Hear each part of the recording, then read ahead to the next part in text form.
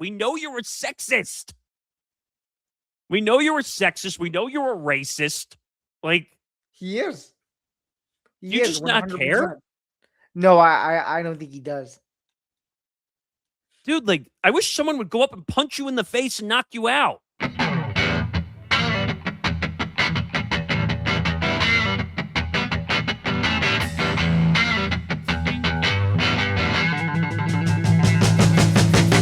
Welcome to episode 306 of Empty the Bench here on the Empty the Bench Network. He's Zain Bando. I'm Nick Morgasen.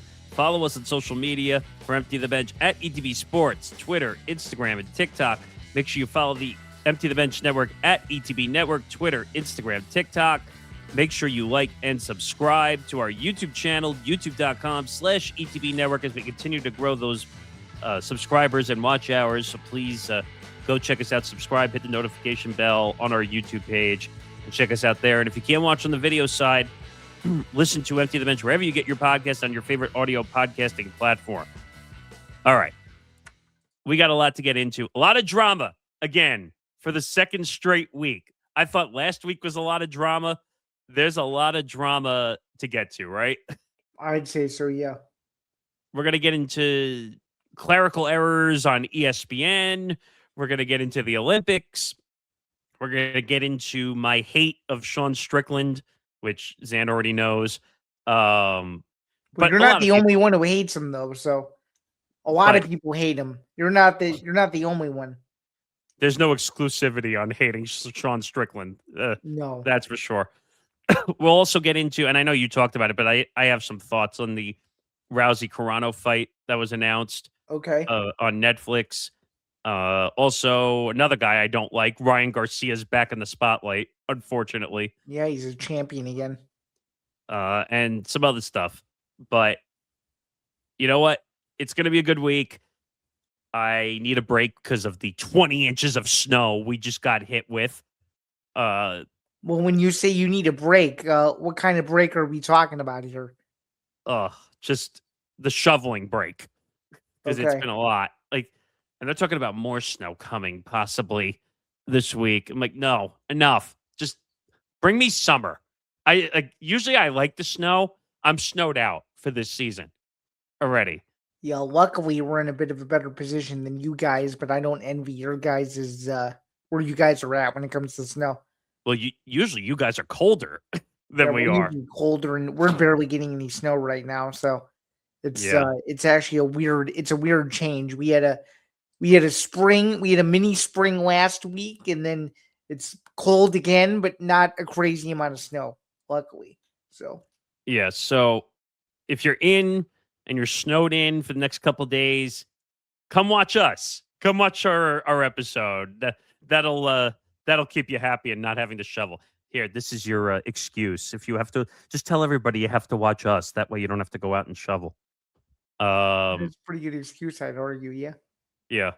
We're your like doctor's note of sorts. Hey, you had to watch episode 306 of Empty the Bench. That way you don't have to go outside like I did. All right. Let's get into it. This story blew up out of nowhere. SVP Scott Van Pelt and ESPN mess up Rondale Moore's death. Now, if you didn't hear this story, unfortunately, Rondale Moore, how old was he? 25? 25. Vikings had recently signed him, used to play for Purdue. That was where he was for college, and just obviously a very sad situation. Yeah, so the reports, because it's not officially confirmed as of yet. Oh, no, the NFL tweeted it. No, not that part. I'm saying that the reports are that it was a self-inflicted gun wound. Yeah, but that's not confirmed yet, right? That's why I said that it's a report currently that it was a self-inflicted gun wound. We don't. That's all we know right now. Currently, we don't know anything else. We don't know where he was. We don't know what the situation was. But he's 25 years old, and that's young to be dealing with that type of situation. Now, I said to you before the show started that these are tough situations to report on, whether it's a TV situation, a radio situation, a journalism situation, and you have to be insanely careful when you cover these stories, right? Yeah, insanely careful because everybody's reputation is at stake. Especially with a very sensitive topic. Because could you imagine they reported this and it ended up being false, and that he was actually alive? Well, luckily they got half of it right, which was that he had unfortunately passed away. The other part, though, was them mistaking Rondale, Miles Price rather, for Rondale Moore, which is where this whole thing blew up. So I just don't understand though, because when you have to do these type of stories, you would think that you would do everything in your due diligences to make sure you're accurate. right. And but how do you put the wrong picture up to show somebody's death? Like, it just baffles me that you would get this wrong. As a How do you not know? Like, whoever's doing the production, whoever's doing the TV side, like, if I'm an ESPN executive, I fire everybody in that room after that night for making that mistake. Right, which I don't know if anybody has been fired. I have no idea. But I'm saying, like, if I put you in the shoes of an ESPN executive, what are you thinking when you see this situation? Well, first it's a staff only meeting, and second is getting to the bottom of who did it, and third is probably terminating them. Because is this a single person decision? Is this a team? Is it the production team of Scott Van Pelt's solo sports center? I have no idea. I have no clue. I just don't understand how you make this mistake. And like, I'm silently watching the video. He doesn't turn around once. A lot of times when SVP's doing stories, like, he'll turn around and look at the screen. And it's almost like he was, I don't want to say oblivious, but almost didn't know what was going on behind him on screen. I don't think so, because he probably assumed it was right. That's probably why. Because he has no other reason to think that it's wrong, because he's done SVP so many times that everything is just right. You know what I mean? Right. And then there's a report that came out afterwards. So he's on at midnight Eastern. That's when his Sports Center airs. So it says the segment aired at 1:07 a.m. Eastern time before Van Pelt tossed a commercial break. The show's team must have been alerted about the error after it initially aired, because when Van Pelt's Sports Center re-aired immediately following the live taping, a re-recorded version of Van Pelt's report with the correct picture of Moore was shown to viewers. Now, how did they have time to do that? Is what I don't understand. Like, Yeah, I don't know either. That's way in over my head. I have no idea. but I don't know if you could blame one person for this, though, because, like, you realize a lot of the ESPN produced shows has like sometimes 10, 15, 20 people working on it. Like, is this a team decision? Is this a say, oh, well, I thought this was Rondale Moore and instead I got Miles Price. I mean, I don't know. Did they both play for the Vikings? I'm checking. Because that would be another huge error if that was the case. That if they just stuck him in a Vikings jersey? Yeah, Miles Price does play for Minnesota. Okay, that's even worse. Like, I just And by the way, if you Google Miles Price, Rondale Moore, tons of stuff comes up. what, Like like as 50, they're together, search, tons of stuff comes up. like that. Is there pictures of them together? Um, Not that I can see, but just of people talking about the incident. I mean, we live in a world now where everything is judged under Yeah, a there's a lot of microscope. split images of them, but none that I can see where they're together as a singular picture. If that But makes sense.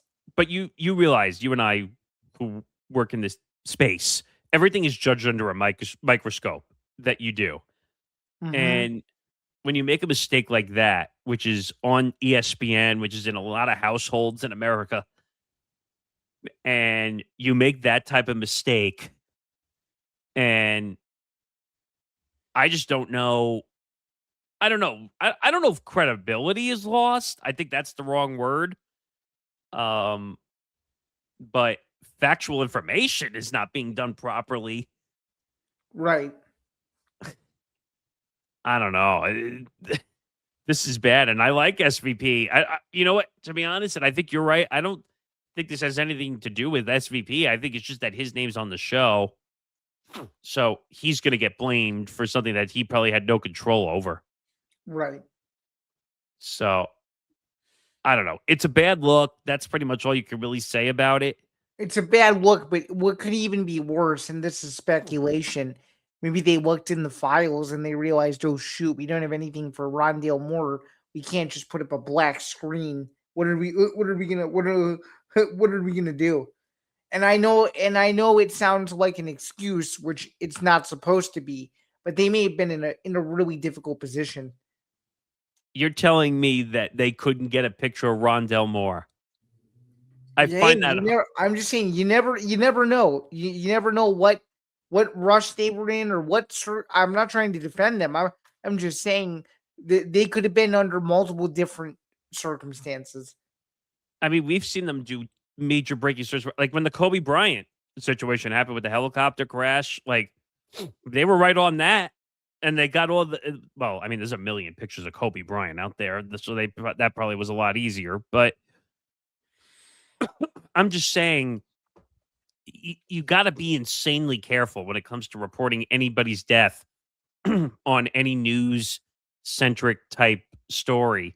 Because if you report it incorrectly, like your credibility's on the line, and then it's tough to recover after Right, that. right. So I don't know. It's just bizarro situation. That I'll leave it at that. All right. Move on to the Olympics. Team USA, both the men's and the women's hockey wins Olympic gold. This is the first time in I think history that both U.S. Men's and women's have swept the gold in hockey, and this is the first time the men have won the gold since, ironically, the Miracle on Ice. And what That's else is ironic? It was on the exact day. that's pretty amazing, isn't it? Incredible. I didn't watch the whole game. I watched a lot of the women's game because the women's the women's team was just absolutely beating the crap out of everybody the entire Olympics. The men's games were closer. I just find it funny also on the men's side. Like, so Jack Hughes, the Devils star, was the one who scored the game-winning goal. And you got people in New York, like Sean Morash, the producer of WFAN, was getting mad at Ranger fans who were cheering for Jack Hughes scoring the winning goal. And I'm like, are we even judging fan base at that point when you're You rooting for shouldn't Team you, USA? you shouldn't be, in my opinion. I mean, the example I gave you with the World Baseball Classic, like, I'm a Yankee fan. Like, if a Red Sox player gets a game-winning hit, you really think I give two shits whether No. it's a Red Sox player No. that gets the hit? No. Like, there's plenty of time for Yankees and Red Sox to be rivals during the regular season. Like, there's the same thing for Rangers Devils. There's plenty of time for them to be rivals during the NHL season. When you're playing for Team USA, you would think you would forget about NHL rivalries during a 100%. game. 100%. I don't know. What did you make of the games? Because you said you sat and you watched, right?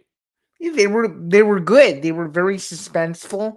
Canada had a chance to win, and they were arguably robbed of a win because of an unbelievable save by the USA goaltender early in the overtime. That was unbelievable. I mean, and then DraftKings decided they actually were smart to do this. They put together a tweet where it was the literal inches from the Blue Jays winning the World Series and Canada winning the Team Canada hockey gold medal over to the USA, which made it even crazier. And then, of course, Hughes scoring the game-winning goal, just like his brother scoring the game-winning goal in the game before that was a perfect bookend. and it seems that they're invited to the State of the Union, which will take place after this airs.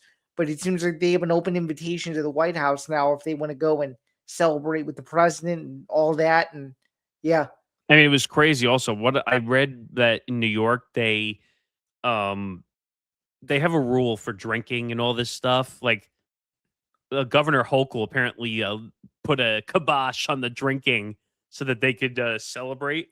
yeah, it was cool. They let them drink from 6 to 10 a.m. or something. So Jesus, they were allowed to. So it was cool. that's true.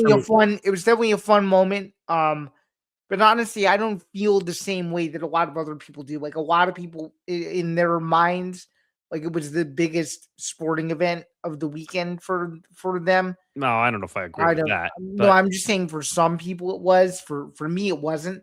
But I just think it's cool that most of the country at least came together and forgot about some things for a while and was able to watch that. So yeah, and people got to take a chill pill. Like, so what? Jack Hughes scored the game-winning goal. Give me a break. Like, I'm not a hockey fan, and I know that it was like a huge thing. Like, and then on the women's side, I kind of felt bad for that Canadian goalie. Where it wasn't like a slap shot, like fast goal. That ball went through the wickets mhm. of the goalie. Like, I don't know what's worse, allowing a slap shot goal or going through the wickets. I would say go through the wickets. It's probably Wickets worse for sure. because Wickets for sure. No question about it. that puck got deflected before it went in. Yep. So like, that must have been like a depressing moment. You're like, oh, I just lost the Olympics for my team. Yep. And I'm like, oh, that sucks. But I saw that tweet because Ben showed it on Lounge the other night that like all the things that Canada has lost, all the major events that they've Yeah. come so close to winning. Yeah. I'm like, that's brutal, man. Like, I mean, the Olympics were fun now that they're officially over. Um, by the way, everyone thinks the Olympics is long. You snap your fingers and the Olympics are over. Yeah. What was it? A week and a half ago they started? 2 weeks ago? 2 weeks ago. Yeah. Yeah. Yeah. Yeah. Yeah. Because the women's hockey started technically before the opening ceremony, Yeah. Yeah. which Exactly. I don't understand why that's done. I guess because it takes longer. I don't know either. I think it has to do with the length that they have to make sure they're done before the end of the Olympics, probably. But I have no idea. And by the way, there were some fun moments out of the Olympics too. Like, did you see Miles Garrett proposed? Yeah, it's cool. That was a fun moment. And then there was just some odd stories out of the Olympics as well. Lindsey Vonn, who almost got her leg amputated. Yeah, that was scary. By the way, did you find it weird that at 41, after getting hurt, that she managed to just say "screw the pain" and I'm just going to go out there and try to try to snowboard anyway? Well, probably because she thought it was going to be her last Olympics. That's probably why. I know, but she She's like, tore. do I really want to go out like that? Do I really want to be remembered as someone who got injured and had to walk away? I think it's more of a heroic story than anything else. Yeah, but her leg was completely damaged. Like she shouldn't have gone back out there. But Fair enough. it is what it is. The Olympics were fun, and when's the next one? It's in 2 years, right? So 2028 in Los Angeles. Oh, you mean for the Summer Olympics? Yeah, I was going to say the next Winter Olympics are in France. right. But I'm looking forward. I'm more of a Summer Olympics guy than a Winter Olympics because I don't know. I didn't know half the sports going into the Winter Olympics.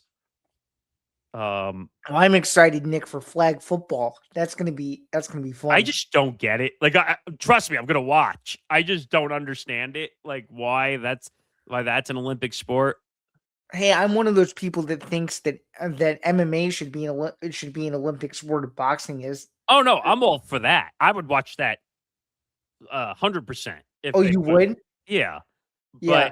but flag football. No, like I get it. Like I'll watch it. I'll take it in. It kind of reminds me of what was that stupid dancing sport that they put in? Dancing sport. It was I don't know. It was like competitive dancing. Do you remember? Like break dancing. That's what it was. Years ago, yeah. they did it for one. What was it? The Winter Olympics, I think, Mhm, mhm. and it completely it was awful, and they never did it again. But apparently, they had competitive breakdancing at the Olympics, and I was like, wow, this is sad that this is a sport. But Mhm. you know what? In the long run, it was cool to see both Team USA hockey teams win the gold. USA had 12 gold medals overall and 33 medals overall. The U.S. finished solo in second in both categories for the first time in 76 years. So another great run for Team USA at the Olympics. All right, let's get it over with now. Let's talk about this guy. Sean Strickland beats Anthony Hernandez, but not without non-fighting controversy. I'm going to let you go first on this one because I have a lot to say. Sure. So to start with the actual fight itself, um, Strickland to me found the right opening to beat Hernandez because it looked like Hernandez was winning the fight early, and he even admitted afterward that he got sloppy. And once he knew that the knee was coming up the middle, he knew that he was kind of screwed from that point. Obviously a huge win for Strickland because he hadn't won a fight since June of 2024. Obviously, he had lost to Dricus Duplessis in between there a couple of times. So it was a big win holistically for a middleweight division that's crowded. There's a lot of, I don't know if you've been paying attention, but there's a lot of movement in the top five. So he's still in the mix now. Dana White wants to see Hamzat stay at middleweight. There was speculation that he was going to go to 205, but it seems that Dana wants to see Hamzat at least defend his title once. It seems like Strickland is interested in fighting him amongst all the crazy stuff he said about him that I won't repeat on here, but it seems clear that he wants that fight. And then there's also all the other stuff that blew up going into the fight that's being talked about by national media outlets and other stuff about non-fighting related things, everything from women to Bad Bunny to other stuff. So, my opinion on the fight itself, it was a good performance, but on Strickland being Strickland, he's taking it to a different level. And some people who maybe don't follow combat sports as closely as someone like me are sick of it, and for a relatively good reason because a lot of people assume who don't follow the UFC that they follow the same protocols as the NFL or the NBA or NHL, where if you see something out of line, you get punished for it. Well, in the UFC, unfortunately, for some, that isn't the case, and it's rubbed some people the wrong way. So that's my very neutral stance on it. I'll give my final opinion when you're done, but that's kind of how I viewed the situation. So let me preface it with this first. Strickland dominated the fight. I'm not going to come out and say just because I'm not going to throw a bias at Strickland just because I don't like the way he acts or his opinions. He won that fight fair and square, and that's not a question. As soon as he found that opening, he pummeled Hernandez on the ground, and that was the end of the fight. But And by the way, that was the first time, Nick, in almost 3 years that Hernandez had been beat. It was a pretty big upset. Strickland was like a plus 275 underdog at some books. It was a pretty big upset. I saw 280 too in Uh, some also uh-huh, it was a 280 to like a minus 340 or uh-huh. something, which is insane. Like that's a pretty large favorite. But Uh-huh. you know what? And they kept saying it during the fight that Strickland was just circling, and that was kind of just annoying Hernandez trying to get No, closer to that's Strickland. no, that's exactly what happened.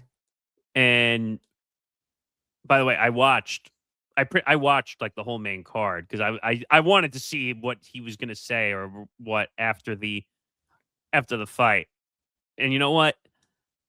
I don't know. I get it. I get the UFC is an outspoken sport. I get that there's no filters, and I think that's why they're not on ESPN anymore because ESPN just didn't want to deal with all the BS that comes with some of the UFC fighters. And I think Paramount Plus makes sense because they can be as uncensored as they want on a digital platform, and it doesn't matter. Now, is that going to change when some of the cards are on CBS? How are they going to control that? I don't know. It's a good question. Like, obviously, you have a 7-second delay for television. I'm assuming they're going to have a much larger delay than that, considering that these fighters don't censor their mouths. Right. Especially the corners. When they go into the corner after a fight is over, and we hear it all the time. I heard it on the Paramount side the other night that they're constantly dropping F-bombs everywhere in each corner. Like, yeah. But Strickland, man, like, I don't like him. Like you said, a lot of people don't like him. And I'm not particularly a fan of his. But I will give it to him though. When he is 100% and he's on, this is just strictly in regards to his fighting ability. It's very hard to pick against him. I'll just say that. By the way, in case you're paying attention, I was 1 round off. I said he would knock out Hernandez in round 4. He knocked him out in round 3. So I got the method right. I just didn't get the round right. But nonetheless, yeah, you can continue though. I don't like what he stands for as a human being. And again, this is a free country. We can all have our opinions of what we think of people. Oh, a lot of people don't like what he stands for. You're not the only one. But his comments, and I've heard him before, like he goes off on Mexicans and Brazilians and calling Hernandez sloppy and whatever. Like I thought that was a little weird. No. Hernandez called his own performance sloppy. Well, no, but he called him whatever for his nationality too. If you heard that after the fight, I did. And I thought that was a little bizarre. The comments now, the whole thing about Bad Bunny. Let me preface this too. I did not like the performance, but he took it to an extra level. Like, yeah, and the way he described what the NFL tries to do every year is just totally laughable. Because there's no way to prove what he said, which I'd rather not repeat on here. But that was like, well, you don't have to say it. But which part are you referring to that he was describing? I'm referring to the part where he used a questionable term of what the NFL tries to do on a yearly basis. Yes, yeah. Pretty much implying that the NFL was turning into a non-American sport. Yeah, I saw that. Yes. Ugh. You know what, man? Like, control your mouth. Like, no one wants to hear your ridiculous opinions at all. Like, you want to know why you're not successful? Because your mouth. Like, well, actually, he's very successful. He's a former champion, but in regards to everything else that isn't fighting, he's not very successful. I don't know what you were trying to get at with that. No, I'm just saying, like, his whole diatribe about the Rousey Carano fight, which we'll talk about right after this, basically saying that, what did he say? He pointed to a media member that was in the back of the room and said, like, oh, that fat guy over there could beat the two of them up. And I was like, dude, you can't say that. Like, what are you, dude? Like, do you not care, like, what your image looks like at all? No, he clearly doesn't. And then he made did you see the bull crap he made up where he's like, Anthony Hernandez is the man I want to beat. Oh, really, dude? Yeah, really? And then on top of that comment, when he's talking about the Netflix fight, he's like, oh, well, women are just good for cooking and making babies. And I'm like, oh my God, dude, what is your problem? He said that before, though. That's not I get it. No, I know he said it before, but like, dude, like, we get it. We know you're a sexist. We know you're a sexist. We know you're a racist. Like, he is. You just 100%. Not care?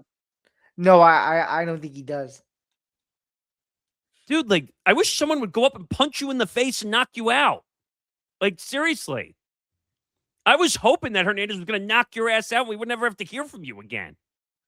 Well, too late for that. I guess maybe the next one you'll get your wish. I don't know. And my favorite part is, so like when he sees people who goes after him, like he just says "fuck you" and you don't mean shit and whatever.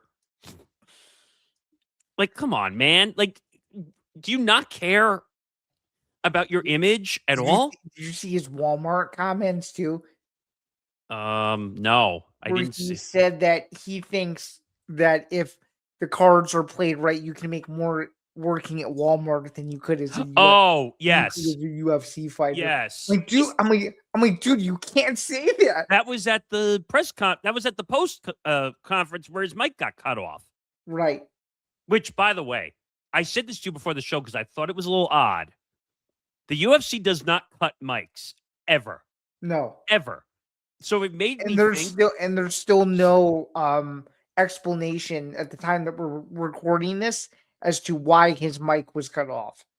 because we know the UFC. We know how Dana White operates. He lets the mics roll regardless. Right. That's why it's a surprise.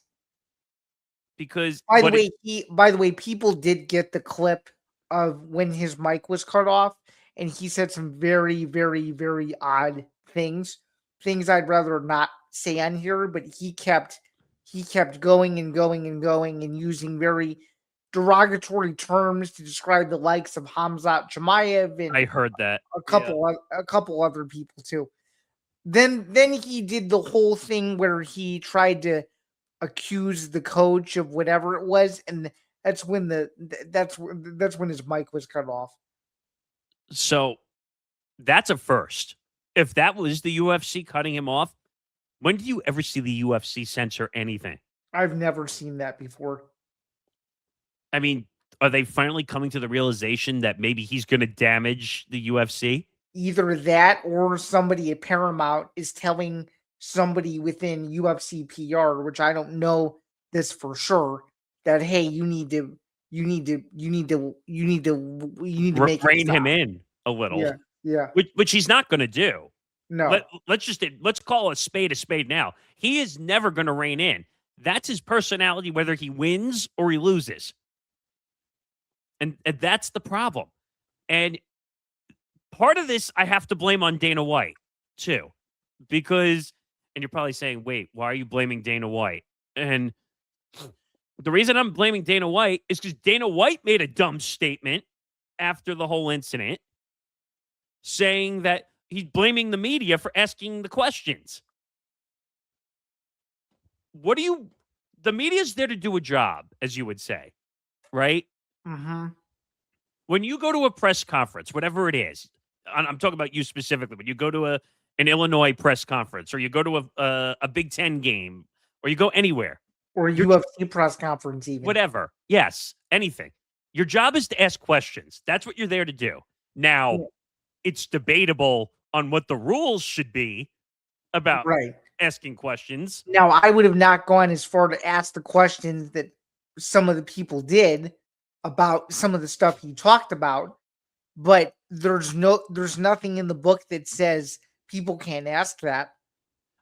It's just something I wouldn't do.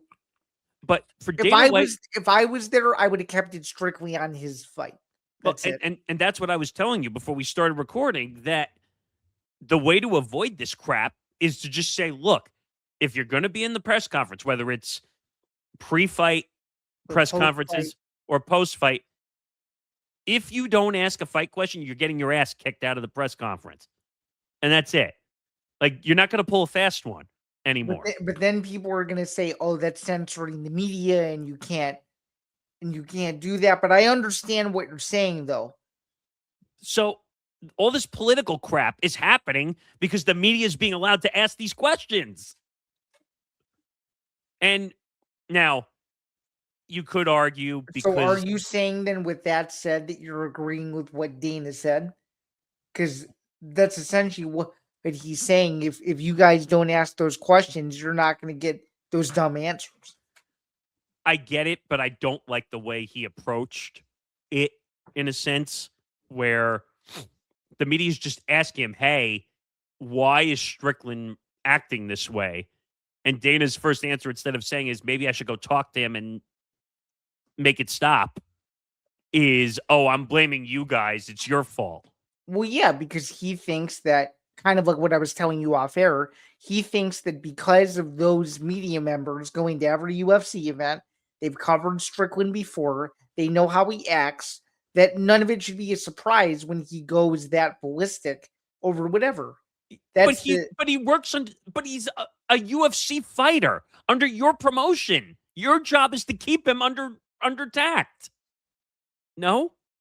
Well, in a sense, yeah, but in a sense, no, because as long as he's making the money, they don't care. But see, but that's the hypocrisy in the UFC, partially, because if say he was a complete loser and just not winning, say he was on a losing streak, and he would have already been cut if he was down that path, probably. Right, he had never amounted to being a champion or any of that. He would probably no longer even be with the promotion, I would guess. Right, but I'm saying that's hypocritical, is what I'm getting at. Because when you're a winner, you can be racist and homophobic and misogynistic because you're making money for the UFC. If he's not making money, that's when they throw the hammer down on fighters. Mm-hmm. You don't think that's a little bit odd? I do. So, because he won now, he's basically going to be given carte blanche to say whatever he wants, and they're not going to do anything to him at this point. Probably. Now the major question is are they going to give him a title fight, which nobody knows, and who's he going to fight? Nobody knows because it's too early to say. So, well, I'm going to ask the question you've probably heard a million times. How does this affect the big card coming up? Oh, I don't think he's fighting on that. He doesn't want to. He's already publicly said that he doesn't want to fight on that. What? Why? Yeah, he doesn't care for Trump. He doesn't care to have just people who know nothing about fighting watch him fight. He said it in an interview before the Hernandez fight that he doesn't want to take part in it. Yeah, but isn't that like the biggest card and the biggest payday probably you would have gotten? I don't know. That's hard to say. I mean, most eyeballs, possibly being on the biggest card. Like, I don't know. I didn't realize. That's odd to hear a UFC fighter say that he's not a Trump supporter, by the way. Right. Because from Dana and all that UFC is a very right-leaning sport. He's not the only one, though. Other people have said that they don't want to fight on the White House card because they're not fighting in front of fans. They're fighting in front of famous people who could give two craps about what's going on. That's fair. That's fair because a lot of it's more of a spectacle than an actual fight card. It is because fans aren't going to be allowed in. So no, they're going to be allowed on that stupid stage outside of the White House that they're building, which at the park. Which is going to hold what? They said like 40,000 people, I think they said. It's going to be 85 or 80. 85,000 people is what they said. And they're probably going to charge a freaking fortune to get in there, right? Yeah, none of that stuff is public yet. They have no idea how that's going to work. At least I don't know how it's going to work. I haven't heard anything. See, if the UFC wanted to make good press, they would not charge for those tickets at the park. Oh, it would be unbelievable if they made them free. I'm saying if they want good press, they would not charge those tickets. They would get amazing press if they didn't charge for it. Because they should just say, hey, if you want to come out and watch the fight, we'll take the first 80 to 85,000 people who want to get in, and you will get shooters up the wazoo if you're able to just walk in there and see the fight. But I don't know. I can't stand Strickland for who he is as a human being. Again, not going to take the win away from him. He totally deserved the win. He dominated once he got Hernandez down on the floor and started whacking at his head big time. But for what he stands for, and again, the Bad Bunny comments and the word that he used to describe that, totally out of line in my book. Oh, it's completely out of line. It's the same word that Dana White used to trash a reporter 15 years ago that he had to apologize about. Yeah, but he's not going to get penalized or punished because he's the CEO. No, So, he didn't. or not CEO. I don't know what they call his position Well, anymore. yeah, actually, he is the CEO now, but at the time, he was just the president. Doesn't matter. He's too high up of power where he would get in trouble for anything he Right. says. But you know why he doesn't get in trouble? The same reason why Strickland doesn't get in trouble, because they can make headlines off it and make views on social media and monetize it and all this nonsense. And that's why they allow it. That's the problem with the UFC at times, where they just say, oh, he said something controversial. He said something that could make us look bad. We'll just turn it into few million views on social media. Like it's like Stephen A. Smith on First Take when he says something so ridiculously asinine that then they'll cut it up and put it on 15 different ESPN platforms to get hundreds of millions of views. They don't care if the reputation is soiled. We're in a clickbait society, right? When it comes to views. Yeah, I mean, for most people, some people try not to clickbait, but most people do. I don't know. Like if it were me, I'd kick his ass out of the UFC. If I was, They'd never do that though. He's too big of a star. If he was some random guy on the prelims who had lost 3 out of his last 5 and no one cared about him, that would be a different story. But because of what he's already accomplished, they'll never cut him unless he loses like a million fights in a row or something like that. and that's the problem. That's the point I'm trying to make. That so if he so say he gets a title fight and he loses that, and then he loses another 2 or 3. That's when they'll kick his ass to the curb, not while he's making the comments now. Probably it would have to be more than 2 or 3, but I see where you're getting at. It'd have to be like 5 or 6 in a row before But they're like, okay, we need to think about cutting ties. like his disrespect to women, like that one I just will never get at Mhm. all. Mhm. And I know he's made that comment before many times where, This you know, was the worst one though, because he used a fight to push his narrative, which is a fight we should be talking about in just a second. But oh, we that's what will. that's what made it even worse. So But for him to say like, oh, like anyone, what was it? Anyone could beat Gina Carano is what he said. yeah, And the derogatory term he said that he was doing when he was 12 years old was also another situation. I don't know. Did you hear that one or no? yeah, I did. I want to know like what his family upbringing was, because for someone to be this way, you don't just turn into this. Like everyone says, "Oh, well, you're UFC fighters because of the reputation and what they're in. Like they just turn into that. You don't turn into that. No, you don't turn into that. That's long rooted in something else. Like family values are obviously effed up if he's acting that way. But I don't know. Like I I will never. If he wins, fine. I will give him the respect for winning, but otherwise, I will not. Anyway, let's move on. Let's talk about the other part of this. Ronda Rousey versus Gina Carano, May 16th on Netflix via MVP Promotions. Um, this shocked me. I heard you talk about it on breakdowns. Um, this is a decade too late in my book. I think they missed the boat on this fight. But at the same time, from all the stuff I read about the reports, now I don't know if Ronda's telling the whole truth. I heard the Jim Rome interview. She claims that Dana White was going to offer like the biggest pay-per-view fight of all time of the Dana UFC. essentially confirmed that they were in discussions for a year because But it, someone asked him after UFC Houston about it, And Was it an offer though? he didn't say explicitly it was $1 million, but he said that it was that they had been in conversations for a year about it. No, but she claimed that there was an offer.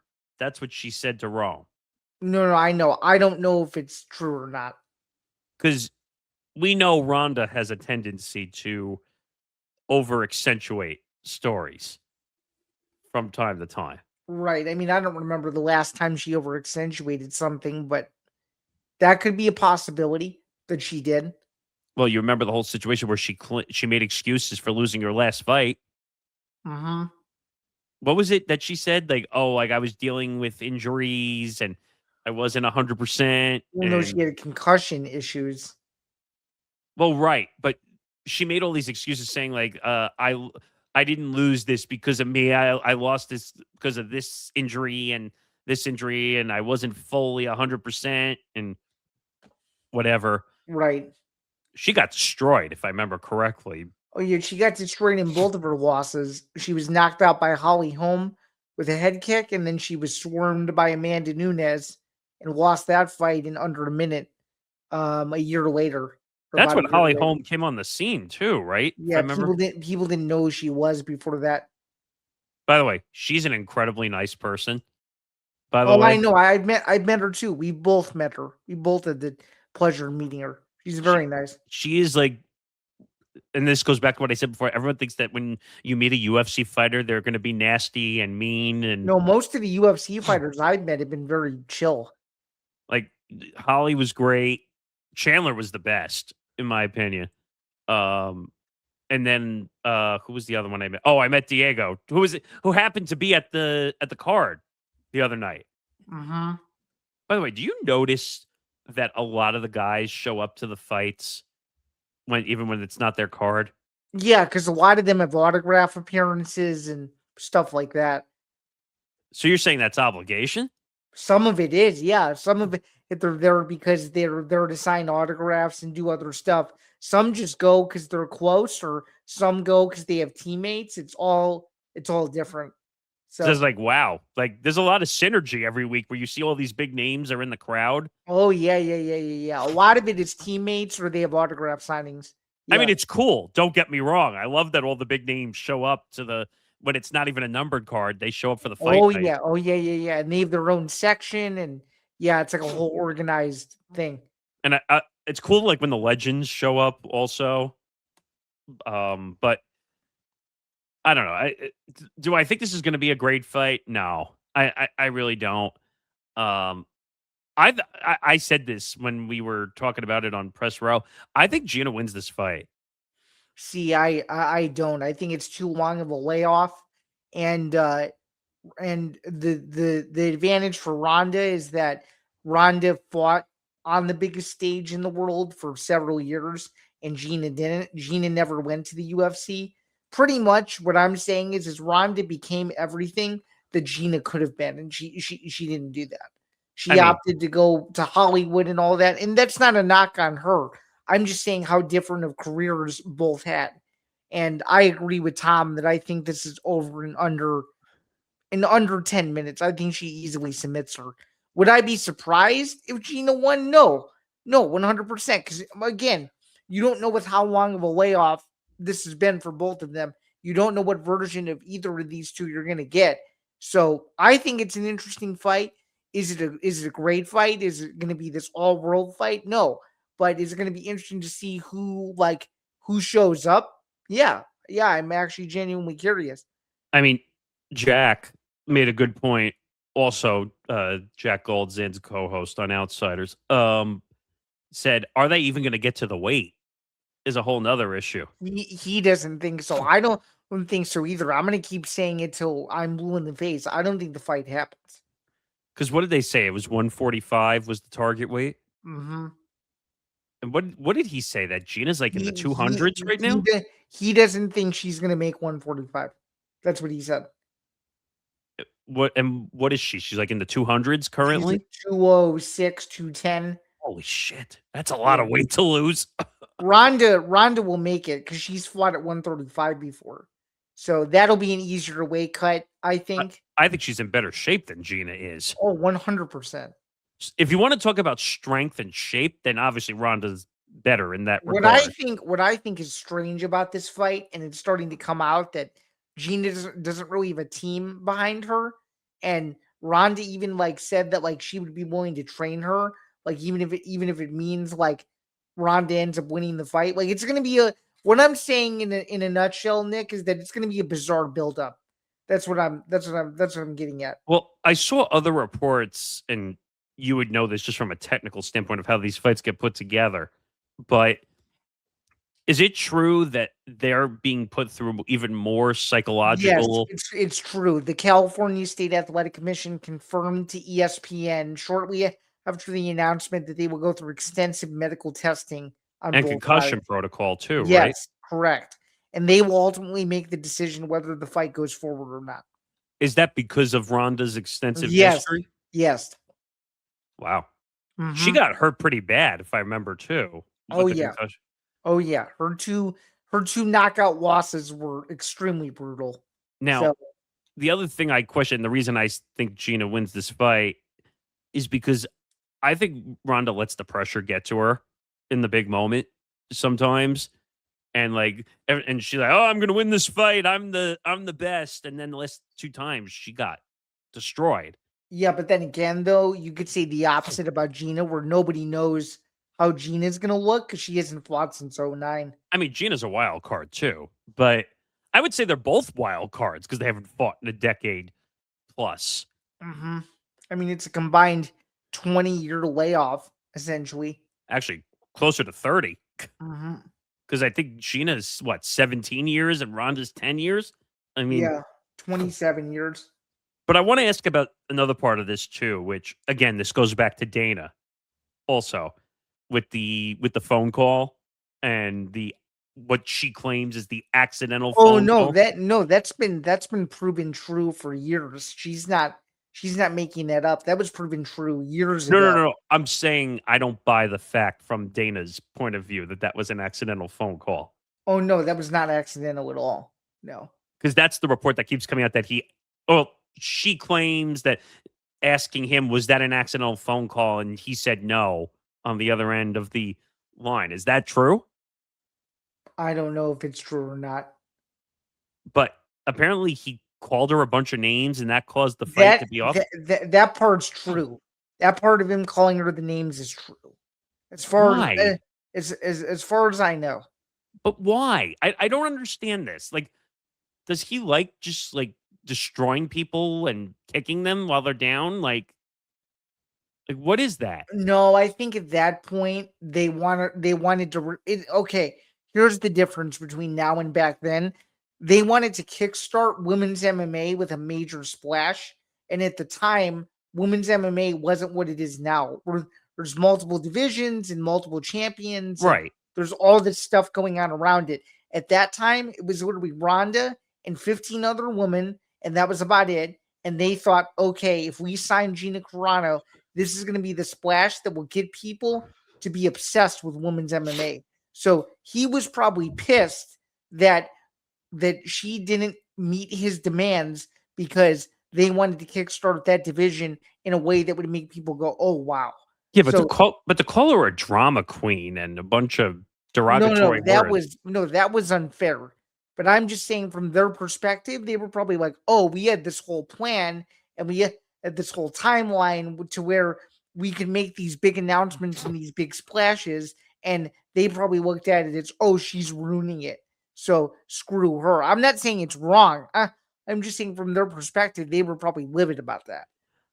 I get it, but like Dana kind of and this is going to be a weird reference comparison, but Dana kind of reminds me of Vince a little bit. Oh no, a lot of people say that. A lot of people say he's awfully similar to Vince. That's not a that's not an out of pocket statement. A lot of people believe that. In case people don't know what I'm saying Vince McMahon when he ran the WWE. But the two of them are very similar in regard that they think their shit don't stink and they can just say whatever they want because of their name. And I, I get it. I know it's working for Dana because Dana's holds the cards and controls everything. And by the way, Well, actually, I would argue that in this day and age, he really doesn't. I think a lot of the promotion is ran by Hunter Campbell these days. I don't think it's really ran by Dana. Just think Dana signs off on everything now. That's why. That's why he looks like he's checked out of pretty much the entire business. I mean, you look at some of his interviews, and he doesn't really know much. He doesn't know as much as he used to. Right, now he's more focused on other ventures. He's got Zuffa boxing and well, power slap sometimes, but mainly he's focused on Zuffa boxing these days. God, power slap died. Like all the attention to power slap died. I think he's so focused on Zuffa now. Like, which, by the way, I hope Zuffa is successful. I've watched every show, and I don't think his shows so far have been all that bad. I've heard a lot of positive attention for Zuffa. No, and they just signed a huge name in Connor Ben from Matchroom Boxing, which I saw that big deal. It's a one-fight deal worth $15 million. What? Yeah, they have that money. Yeah, because they're backed by Turkey Al Sheikh and the Saudi government. That guy. Yeah. That's why. By the way, and I'm sure you've heard this a million times, why he's allowed to be a part of this stuff whatsoever, considering what his reputation is. No, I know. It's very weird, isn't it?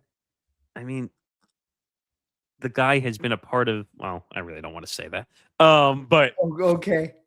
You know what he's executed some things. Let's just leave it at that. Yeah. But I don't know. I feel like Dana sometimes pulls the strings and gets away with it because he's very powerful in his job. He is. And trust me, if there was ever a Dana White interview, there'd be so many hard-hitting questions I would ask Dana White. There would. Like, I don't care if he got pissed. I don't care if I don't. Like, I would ask every question in the book. Like what the whole thing with the fighter pay is still ridiculous. If I had to pick one thing that Strickland said out of the entire tirade, you want to call it, for the entire weekend, the Walmart one was probably the one that made the most sense out of everything in my book.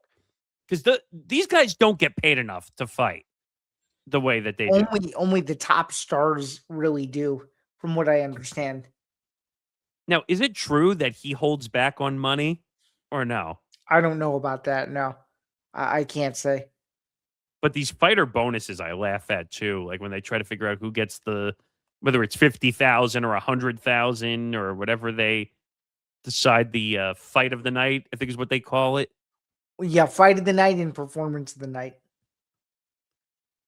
I don't know. I don't get it. But I don't know. It's a spectacle, as you and I were saying, this fight.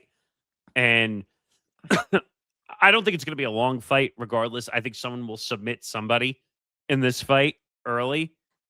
Because I don't think they're going to want... How many rounds is it? Do we know? I don't remember. Let me look. I'm trying to look this up myself. But let's see. It is 5 5-minute rounds. Yeah, that's well, because obviously that makes sense because it's an MMA fight. I forgot we're not talking about boxing. We're talking about MMA. This is not going 5 rounds. This is definitely not going 5 rounds. I don't think either of them are going to have the physical attribute to have this go 5 rounds. No, I don't think so either. And that's no knock on them. I'm sure they're going to train hard. And I mean, they have to have been training already if they announced this fight, right? Oh, yeah. I'm sure they've been training for a long time. What is, because you would know the answer to this, what is the time stage for when a fight gets announced to when training starts? Well, some they've already been training, but usually a fight gets announced, and if it's a big fight, you usually get 8 to 12 weeks of camp. Usually, that's before the announcement, or no, that's afterward. Usually, the fight's announced with enough time to where it's 8 to 12 weeks of a full camp or longer. But you're saying that sometimes fighters already know who they're fighting, and it's not public yet, so they've already started camp. So sometimes you'll see a fighter say, "Oh, fight camp ready," and people are like, "Oh shoot, he's got a fight announcement coming up." But I'm almost positive that guy or girl already knows who they're fighting before they tweet that. They already know. Or they have some inkling they know who they're fighting. That's how that works. All I know is I will definitely be watching this because I have Netflix, one of the few I actually do have. So I have Netflix and I have Paramount Plus, so I can watch all the fights. So I will definitely be watching this fight.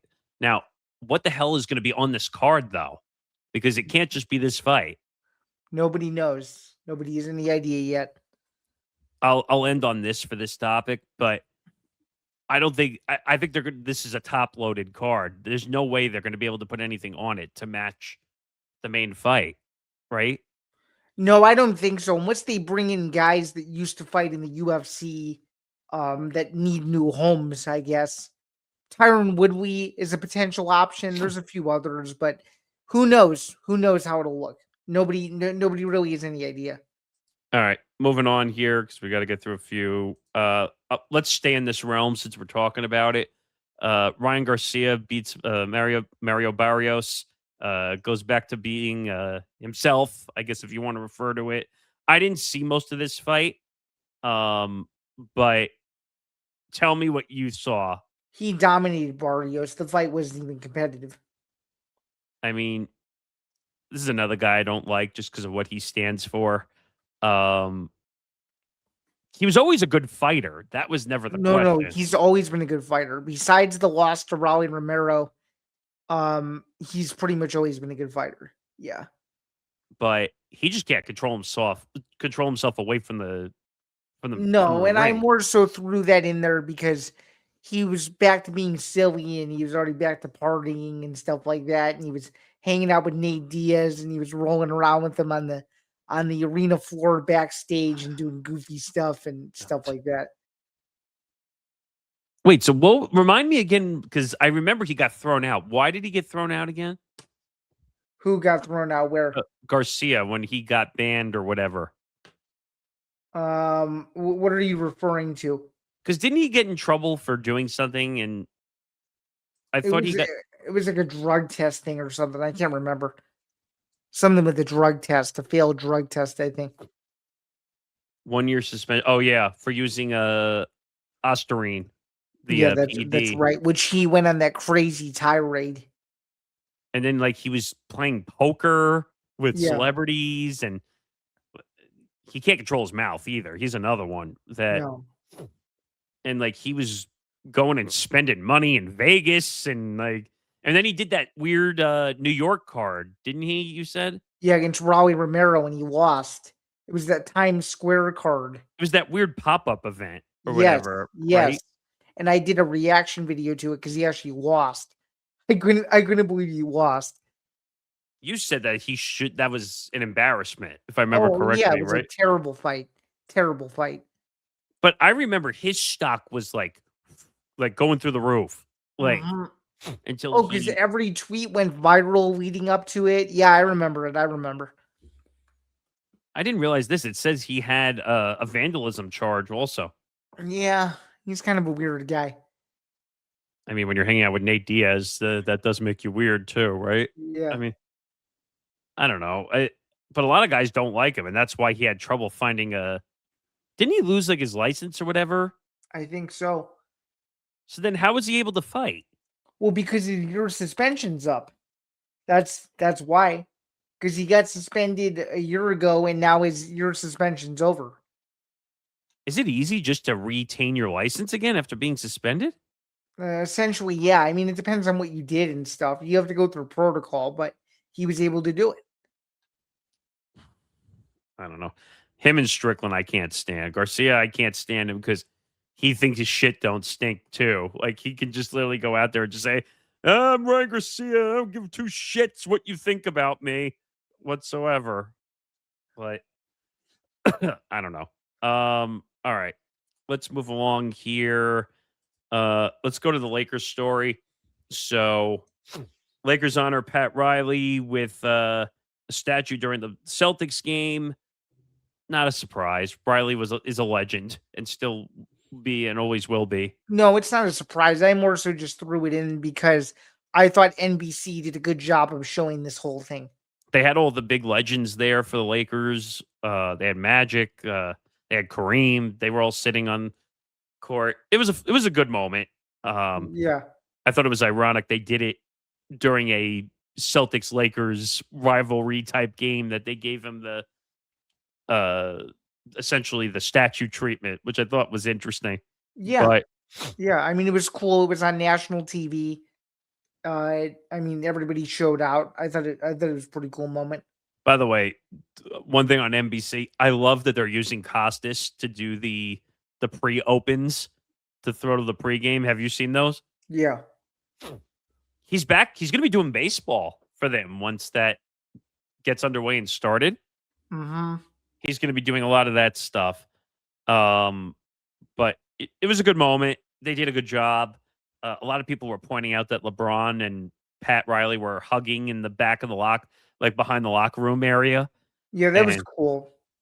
a lot of people were speculating, like, does that mean, because I think Riley's still working with the Heat, right? Yeah. So people were speculating, oh, maybe he'll go back and finish his career with the Heat. I'm like, I no, don't know. I no, don't think so. I don't think so.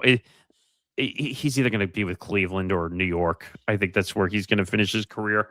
It would make sense if he just went back to Cleveland, went home, finished his career, and called it a day. Everyone thought he was going to retire after this year, and I'm like, no, just No. stop. All right, one last story. You heard news on this. I didn't even know this was a thing or that the reports were out. I don't remember who reported this hanging. But I wouldn't be surprised if Aaron Rodgers returned to Seattle. I mean, excuse me, Pittsburgh to the Steelers. I was going to say Seattle, and that would be very weird if they just win the Super Bowl. That would have been insane. Sam Darnold won us a Super Bowl. We don't need you anymore. Tom Pelissero told NFL Rich Network. Eisen that Rodgers is interested. Oh, well, interested, but That's why it's a question mark. yeah, I mean, Mike McCarthy's now the coach in Pittsburgh. They have some synergy, even though it didn't end very well towards their end of their time in Green Bay. No. But I'm kind of surprised that they hired McCarthy when they could have gone for a younger coach. But could they return? Yeah. I mean, but can he really do any better? He can't stay healthy. No, I don't think so. He should. I wish he would just retire and go away because I'm tired of listening to him in the media. Also, it's like it's enough. Just go away. And maybe that's because I'm annoyed because when he was with the Jets, like Yes, you are. Yes, you are very annoyed still. Yes, I can fully admit with confidence that you are still annoyed with the way his Jets marriage ended, and I get it. I totally get it. As a Bears fan, though, I don't really care whether he returns or if he retires. The Bears rivalry years to me are over with him. It doesn't matter to me.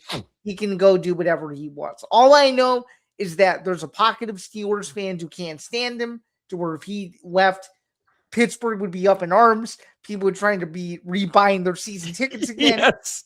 Because as you know, as I've told you, there are Steelers season ticket holders that did threaten to get rid of their season tickets. Yes. The quarterback. So I'm sure that season ticket scales would skyrocket. And for those on the audio only side, my arm is as up as it could possibly be because it would literally go like this. And if you were to leave, yeah, I mean, it would be madness either which way you look at it. And it's all a saga. What can we say? I mean, that is truly what the guy is. He's a soap opera. He's a saga.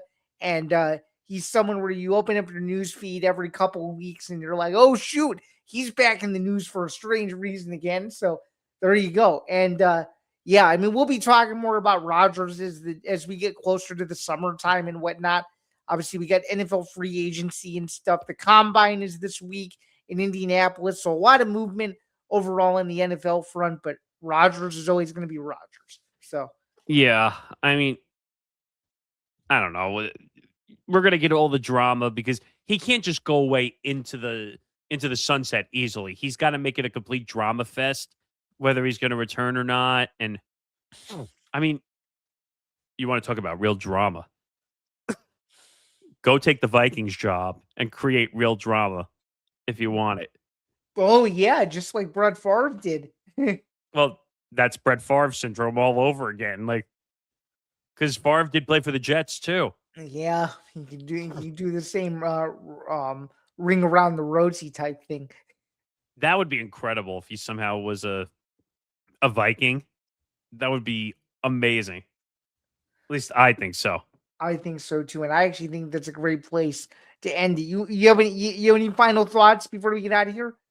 No. I mean, good episode. I mean, a lot of drama in this episode again for this week, but this is the last episode for the month? Yeah, it would be because this Saturday is February 28th and Sunday is the beginning of March. Yeah. Wow, we're officially heading into March, which means you know what that means. March Madness. Yeah, it's time to get the one shining moment ready about a month early. You have to admit though, like when that graphic that I made for something that we're working on behind the scenes came out amazing. I think so too. And by the way, not speaking of that, it's not directly related. We might talk about it next week because we didn't get a chance to do it this week. I'll certainly talk about it on my show. But apparently, Nick, before our good friend Jerome Tang was let go at Kansas State, someone made a one shining moment video to all of his greatest outbursts in his entire tenure at Kansas State, which I truly cannot wait to react to. So stay tuned for that on Friday. You'll get an amazing laugh out of me out of that. But I just figured I'd throw that in there because we are on the eve, ladies and gentlemen, of March Madness. So stay tuned for that and so much more. So that sounds like a bad version of Bobby Knight. But that would be amazing if someone took all of Bobby Knight's like moments of throwing a chair and like all the moments did it to one shining moment. that would be incredible theater if someone, you know what? It might be one of the biggest one shining moment parody videos of all time.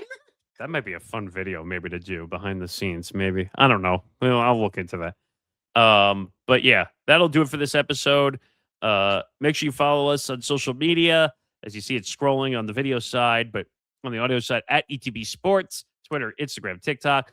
Follow the Empty the Bench Network at ETB Network, Twitter, Instagram, TikTok, our YouTube channel, youtube.com/ETB Network. Help us by growing those numbers. Our watch hours are getting closer by the day. The sooner we get to 4,000, the more we can do. So please go watch, whether it's our podcast recorded episodes or our live shows. Or Instagram reels or reels and all that stuff. Videos. You know what? I'm in such a bonus giving mood. I think I'm joining Zain for next Zain Zinger, the beginning of March. Yeah, I think you're gonna be it should be a good stream. That week we're gonna go an hour earlier than when we usually do it just for this 1 week because I don't think I've told you this yet, and I might as well because I'm on the show with the NBA guy. Because right after I do Zain Zinger, I get to go see Giannis for the first time in person. So I'm excited to do Zinger with you, or at least a good portion of it, and then go see Giannis. So we might bring in guests on Zinger from time to time. And speaking of guests, stay tuned for episode 79 of Bando's Breakdowns because we will have a very unique guest, our third guest of the year on the show. So stay tuned. If you like college football, more specifically, if you're an Oregon football fan, and if you're an Oregon football fan of a certain age, you may really like this interview. So stay tuned for all that and much more to come. So yeah, enjoy all that. And like we said, a lot of stuff going on in the network. So just make sure you follow all our social media accounts at ETB Network and the YouTube channel, and you'll find out more. Okay, so that'll do it.